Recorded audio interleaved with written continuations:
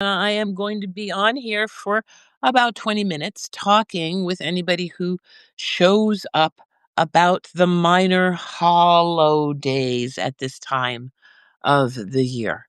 I decided that was a good hello, Phoebe. Nice to see you. I'm saying that we're going to just have a conversation about the minor holidays or this time of the year. And that was inspired by my thinking about what I wanted to do, which is Habari Gani. That is what's happening. And the happening thing is this is Umoja, the first night of Kwanzaa, and Kwanzaa uses a base from Swahili. So that is in the Swahili language. Hello, Beth. Nice to have you. We are doing a little review of how people have spent their minor holidays. I say that would be Hanukkah and the winter solstice. And now we are in the first of 7 days of Kwanzaa. So, anybody out there who celebrated Hanukkah, that is a holiday that I grew up with because I lived at various times in my life in households with lots of people who were white adjacent Jewish. Why do we say white adjacent? I love that. I think there's finally some terms that make a little bit of sense. In my case, I use that term because it's describing people who were treated as hierarchically less than people from Northern Europe, but white adjacent means you can earn the privilege. So, earning the privilege if you happen to be ethnically Jewish means that Hanukkah was what we were in. Does anybody remember the song from Peter, Paul, and Mary, Don't Let the Light Go Out? Hello, I have John McCauley here. We're just talking about the different holidays that are not the big one, I call the minor holidays. So one of the things I like is the Maccabee children's song, Don't Let the Light Go Out. So I'm not going to sing at this particular moment in time, but sometimes I do on here, but not at this particular moment in time. Unity.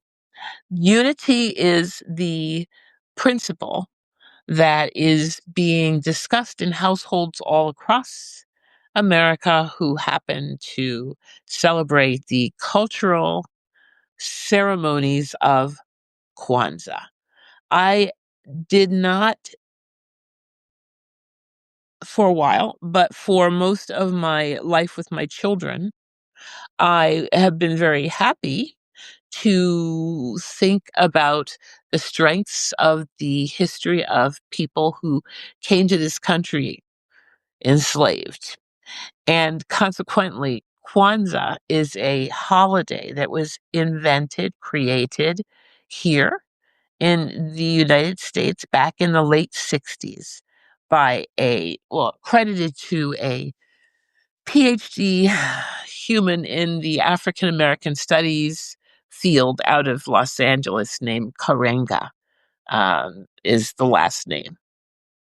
That particular human had a lot of interesting flaws. That I'm a feminist. They were definitely not a feminist.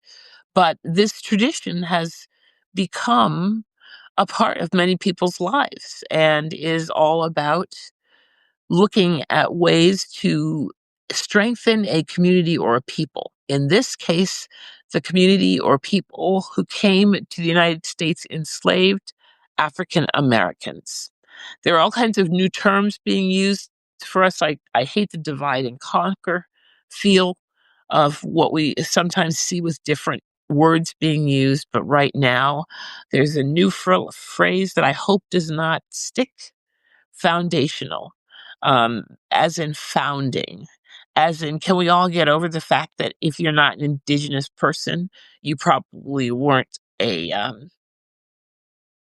don't want to talk about the origins necessarily, but founding is becoming to be a phrase to describe African Americans who came here enslaved, or came here from that time period. And I think it's to differentiate between people who've come as first generation from the continent of Africa to the United States in my lifetime or so. I think it's to differentiate that community and the American, Caribbean Black Americans.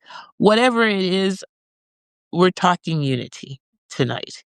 So you can see that a principle that could help at a time when we are wicked fragmented would be very useful to be looking at and thinking on. When I started to think about unity this particular season, though, I found myself with a kind of sad story, which was that when I looked up Kwanzaa and just decided to do a basic check and see what happens when you open up a computer and type in that phrase, Kwanzaa 2025, the pages that I posted as a short little 15-second video. I posted that short video partially because we have to be concerned about the deterioration of the internet and how you can't find things you used to and you get directed. Okay, so in this case, the part that I got directed to, I call it clickbait, was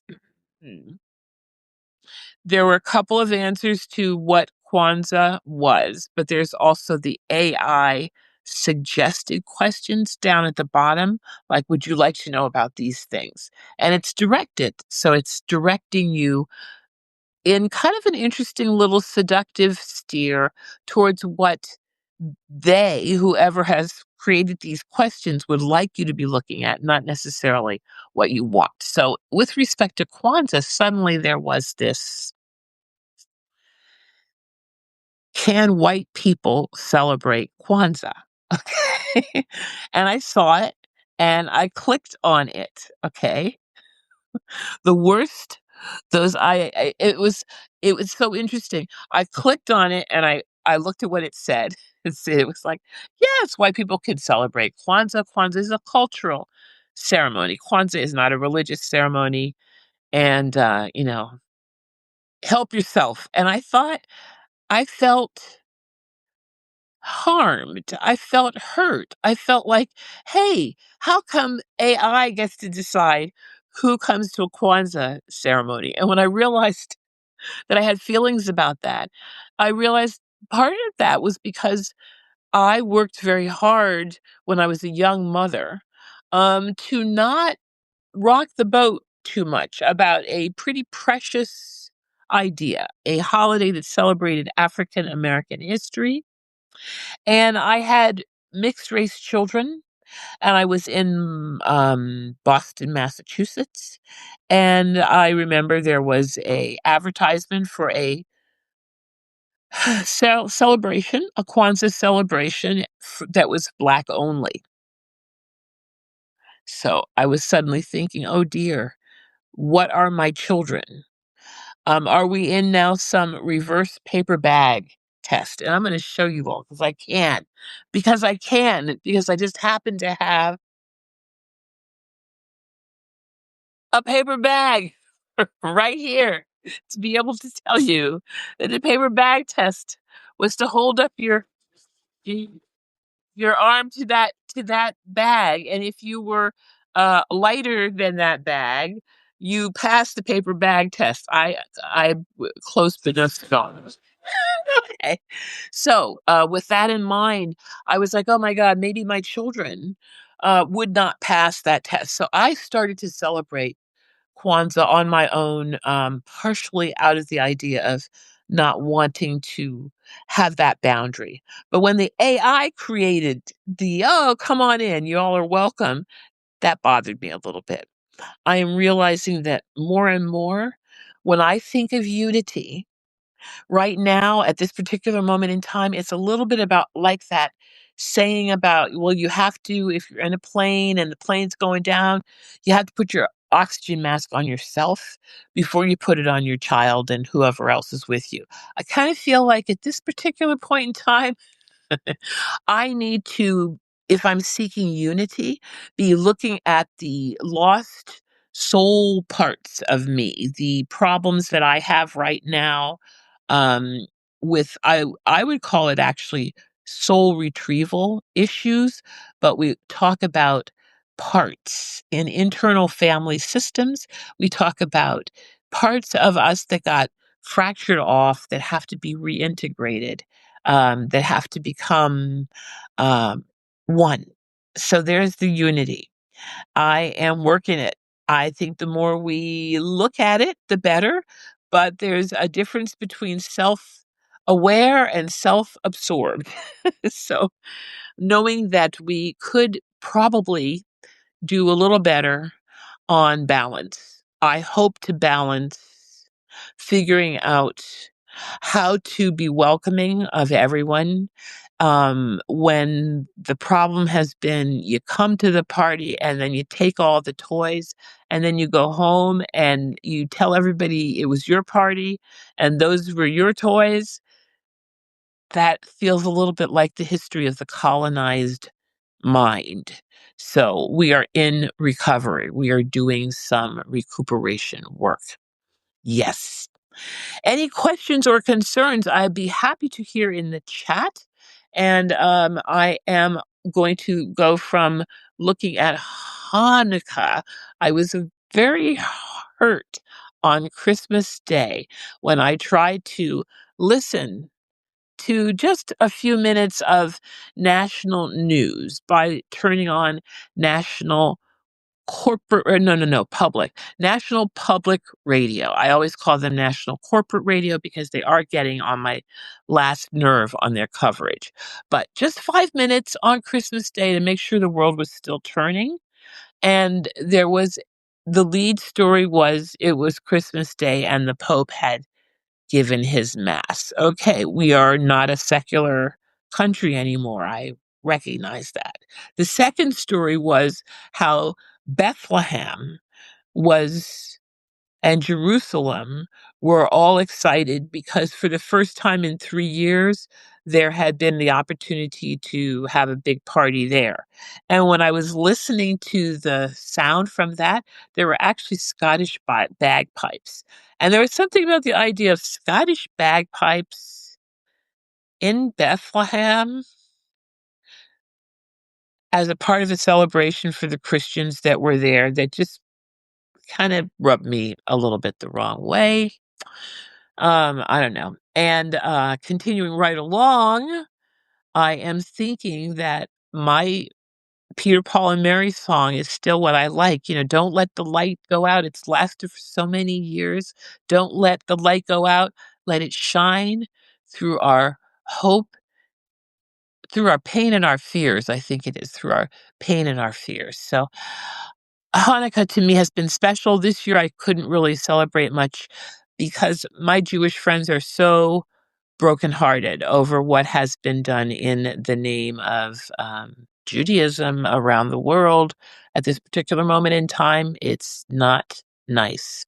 No limits, no barriers. Amen.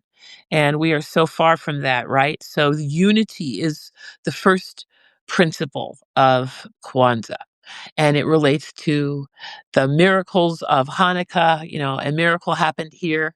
And the next one is my particular one as a neo pagan kind of person, and that's the winter solstice. I came across some Slavic music from Central Europe that were some ancient pagan chants, and the little piece that I like to pass on this year that was my winter solstice. Pagan people count to we people of the earth are really excited about going deep into the dark and being happy to give you the privilege of singing the sun up to make sure that you all of us, don't have it get darker and darker and the sun never comes back. I mean, what if we didn't go out on a midwinter's morning to sing the sun up? I mean, it's a little bit pathological now, but I actually get a little nervous. But I had a lovely time this year up on the top of a crest looking out over a frozen meadow, and I made a short video that I put up on YouTube at my Dr. O's Medicine Show channel about that. Unity. Even that was a little painful because I didn't go onto the property of people that I used to live with. I didn't feel comfortable doing that. I went next door and I figured if anybody calls the police on me being on this ridge at 6:45 in the morning until 7:15 in the morning, shame on them, and nothing happened. But I had at one time been the welcoming committee for the house where I was sitting to sing, and hoped that they would at least remember me if they saw this black cloaked figure in their yard and got nervous, but nobody messed with me in any kind of a way. Okay. So, unity, unity, unity. I keep saying it because if I keep saying it and click my heels together 3 times, maybe I will believe in it. Right now, I am trying to simply conceive of the idea that we can get along better. I have family issues, issue, issue, that I don't have a lot of control over, which makes me feel despairing over the state of the nation if I can't even make peace with, well, it's peaceful. Yeah, I guess we are at peace. I can make peace within my family, but sometimes it's not on terms that I particularly like. Let me see. Is there anything else on this particular aspect? Unity. I would like to think that the human race, and I spell that HUE-MAN, I would like to think that the human race not only can survive with our climate change issues, but could be beyond boundaries and beyond limits with each other. I am concerned we may not know how to do that well. I am concerned that it's things like this where we actually get together and look at everybody's point of view a little tiny bit.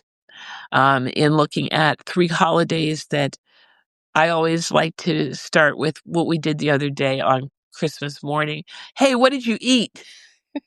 What did you break your fast with? And Phoebe and I had a good conversation about that. It almost felt like a little bit of a Rorschach test. How happy can you be on a day where people are running around opening gifts under Christmas trees? And for me, I was sitting in my little living room with a warm slice of strawberry rhubarb pie with whipped cream and a nice cup of Earl Grey tea with cream. Don't forget a side order of bacon. And I love the fact that a friend of mine with guru status, that would be Starhawk, commented, she could take my medical advice because I am the kind of person who can say out loud proudly that I am eating whipped cream and bacon at 7, 8 o'clock in the morning because I do everything, I hope to do everything in moderation. And that when you do things in moderation, you don't have to be 110% stoic about healthy eating patterns. What is your YouTube channel again? It is called Dr. O's Medicine Show. Not to be confused with the Doctor Speaks, which is my old channel, but both of those channels are places where you'll find, I hope, interesting little videos. I am posting to Dr. O's Medicine Show. I still have up The Doctor Speaks. I've done lots of series on health issues for women. All right, I will continue to be doing health issues for people assigned female at birth and generally happy with their parts. I am open to all genders. I just know that I have more work to do with communicating clearly across gender lines, and that I am very interested in the girls that did not get honored as the people we are, which are people who mysteriously, for all these thousands of years, have bled for 3 to 5 days out of a month, a third of our lives, but we don't tend to die. What a mystery that is. Okay. So, yes, I am a woman's mystery teacher. As we go into the new years, I'm going to be very excited to be featuring more and more of my health assurance work. I am aware that we are teetering on the brink of total collapse in our allopathic health care. That is the health care that you pay for with your medical insurance. The health care the federal government has decided certain things are covered and others are not. For example, allopathic medicine, the kind of medicine that an MD does, but not naturopathic medicine or homeopathic medicine. So those things matter. And again, unity would be that we are able to have a single payer source. How wonderful that would be. Miracles are happening now, and that would be a miracle. Last, as we round out with less than 2 minutes, do you all believe in Santa Claus? I ask you because that is a bit of magic that is a part of the holidays season and the holiday season that does go separate.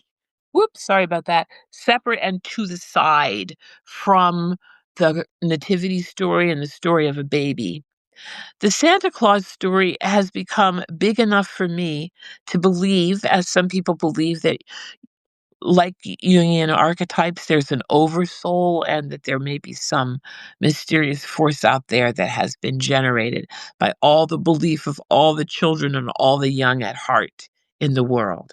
So, on that note, I say what Santa Claus brought for me for a Christmas present was a lovely phone call from my offspring, who I don't speak to terribly much on Christmas Day. And number two, the Vanity Fair article was a Christmas gift to me, like holding up a mirror in the Dorian Gray portrait of showing people's real internal ugliness. And that maybe, just maybe, some of those middle of the road people that I never understood how they had voted the way they could will vote differently, because those images were just off the charts creative photojournalism and so accurate. All right, everyone. I'm so glad to hear this. Wonderful. We're going to say good night and everybody have a good evening. I will post this up on my YouTube channel, and the snippets that AI picks out, I'm getting a little testy about them, but we'll probably do that one or two more times. Goodbye, everyone, and Habari Gani. Tomorrow will be Kujichakalia. That is a good one. Take care for now.